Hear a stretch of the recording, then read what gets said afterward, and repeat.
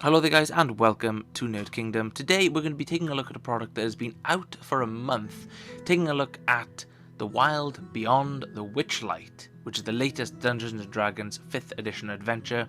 We're going to be taking a look at its content, what it contains, what you're going to get when you buy this product, and how it fares up to several of the other Dungeons & Dragons 5th edition adventures so far. Before we get too far into this video, we have started our series of running the Wild Beyond the Witchlight, where we take a look at the different sections of this adventure and break it down into what happens and some DM tips and tricks for running them. So take a look at that if you're planning on running this adventure anytime soon. Okay, here we go, the Wild Beyond the Witchlight, as we flick through this new Dungeons & Dragons 5th edition adventure. Some beautiful artwork on the front cover, as to be expected with this. This is just the normal edition, not the special edition cover.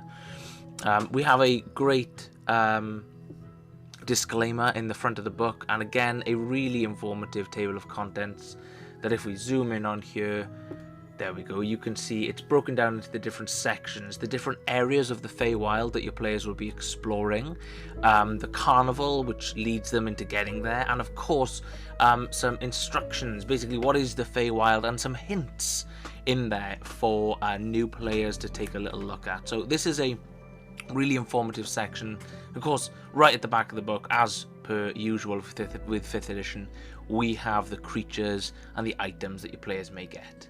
There's some wonderful tips in this book on this page right here, which is tips for new players on how to run this adventure, some hints for running it, which are fantastic. And there's a wonderful roll chart here of some weird and brilliant items. This is a very Alice in Wonderland feeling adventure with loads of wonderful characters and player options to boot. So we're just flicking through now, heading towards the start of this adventure. And we actually have some plot hooks that are some great ones when you're beginning the adventure itself. And my personal favourite happens to be helping a warlock, an elderly warlock, which is a really interesting and a nice roleplay opportunity. That's a personal favourite of the channels. And then we start with the first proper section of this adventure, which is the Witchlight Carnival. The Witchlight Carnival is again a really great place. I think this is a perfect introduction to the adventure. It feels very freeform. It's great that we have some fantastic characters in here as well, which are just wonderful. They're very wacky. You can see a really nice DM-sized map of the Witchlight Carnival, which again comes in really handy. And we've got this on the top left of the screen there. You should be able to see it, this sort of like timekeeping counter there, because different things actually happen at different points in this adventure based on the time. So at different places within the carnival, you'll find different things happening, which is a really nice way of representing the passage of time that we haven't really seen that much before. So this entire section with the Witchlight Carnival and the different places within the carnival, the different characters they can meet, and the different things that the players can do is just a fantastically written section. I really like this. This just offers some wonderful roleplay opportunities for players, like snail racing, and some brilliant, memorable experiences, all leading to the characters eventually getting to the Feywild, either with some help from this beautiful Kenku, or finding a way that you as a DM decide is likely. We then move on to a chapter talking about the first section of this land. The Fey realm that we're looking at is Prismia, and it's split into really 3 very different feeling sections, which is Hither, Tither, and Yon. And the characters are sort of expected to pass through all 3 of these sections before they reach the end of the adventure. So it's quite nice that the adventure literally changes maps, literally changes the region, into 3 very different feeling regions as they go from one to the other. Again, we're also presented throughout this book, like all 5th edition books so far, with some really great tables and artwork and characters. And this one really stands out as one that I think is very character driven. You'll find a lot of things in this adventure that are just really great representations of different themes that we would expect. We've got some great maps. One thing I've noticed about this book in general that I just think is sort of lacking is that each of these 3 regions, so like Hither, for example, they don't have as much in them as I would like, and so they feel quite empty when you're reading through these chapters. That I think it could benefit from having a little bit more content in each one, but that's me basically wanting more content for a book. We don't really need it. We have a really great adventure here, and a really fun one and really interesting one, but I mean, you can see just the map there, that we could have had a little bit more filling that map, I think, to places of interest. Again, we get given some brilliant original stat blocks for different monsters here within the adventure as well. I'm not going to talk too much about the story itself, but I will say the story has several twists and turns, and it's a really interesting one. There are some fantastic maps within this. As you can see, the Loomlurch is a fantastic little place. Another thing that I've noticed with this is because the adventure is set within the Feywild, we have moments that are very dark and groomy and gritty, and also moments that are very jovial and almost funny. And you can just see that just by represented through the artwork itself. There's a section right here that's on the page from Tither to Yon. I think I'm pronouncing those right.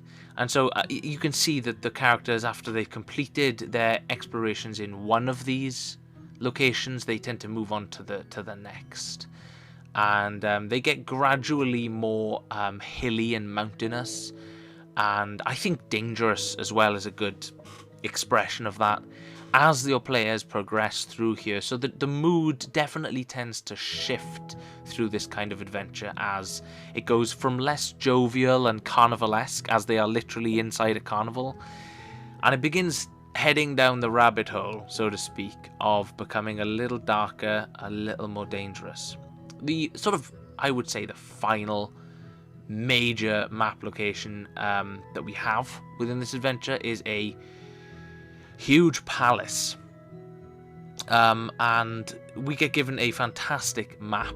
Again, one of the problems I think we have here is that trying to recreate this map using dungeon tiles, a lot of these maps actually throughout this entire adventure, I think we're going to have a hard time trying to recreate something like this. And so things like Roll20 are going to be our best friends as DMs when running an adventure like this.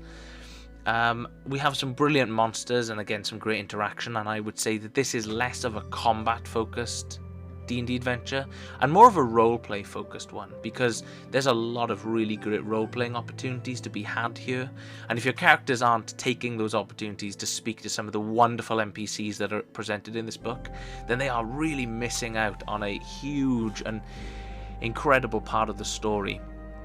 Not spoiling it, but we've got a great stat block for our big bad of this campaign. Again, like, it's very... The big bads of this are witches.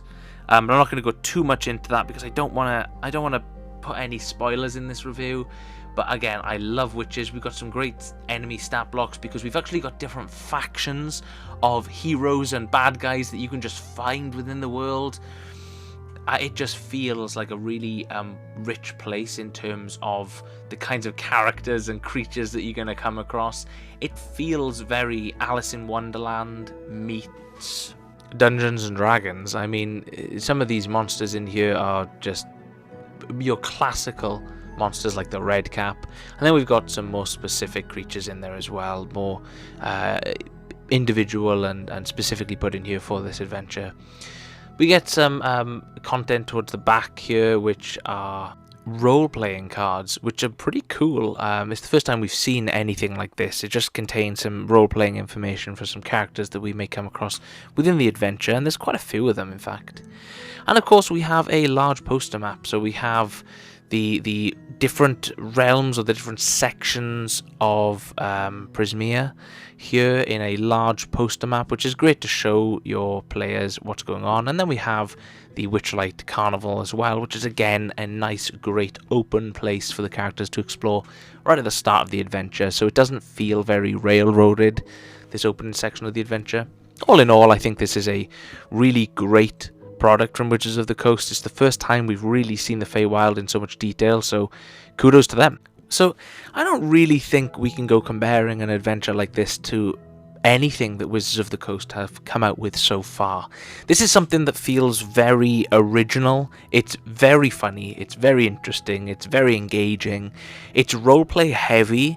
So if you are playing with a group that are focused on combat, although there are some great combats in here, I'm not disputing that, I would say that this is a roleplay focused adventure. Sort of like your Dragon Heist, but maybe not quite as focused on the roleplay as that one is. I think this could probably benefit from a little bit of homebrew content in the different sections of Prismia, and that's exactly what the running this adventure series that I will be doing is going to be focused on trying to add, is give you some ideas of things to add to this adventure to make it a little bit more full than it currently seems. But I think that is up to each individual DM. What we are presented with in the book, and this review is looking almost purely at that, what we presented with in the book is a fantastic adventure from Wizards of the Coast. I really enjoyed what I've looked at and read so far, and what I've had the opportunity to play with. It's been brilliant. It's a very engaging character driven story, and that's the thing that really comes across, is the NPCs that you encounter along the way, just like with Alice in Wonderland and the White Rabbit. Those stand out. The Mad Hatter, those kinds of characters are definitely presented here. You're going to have a really great time if you're a fan of the Feywild. If you were a fan, I think, of Curse of Strahd, where that looked at more of a alternate dimension, another realm, but in a more darker and grittier setting. This is almost like the flip side of that, a lighter, more humorous sort of experience for players to experience over the course of this campaign. Well, thank you very much for tuning in, guys. I hope you've enjoyed this review. I think it's definitely worth giving a look. This is an adventure that I think a lot of people are going to have a lot of fun playing. A jovial jaunt through the Feywild, as I think it will be coined in the future. So until next time, stay safe and thanks for watching.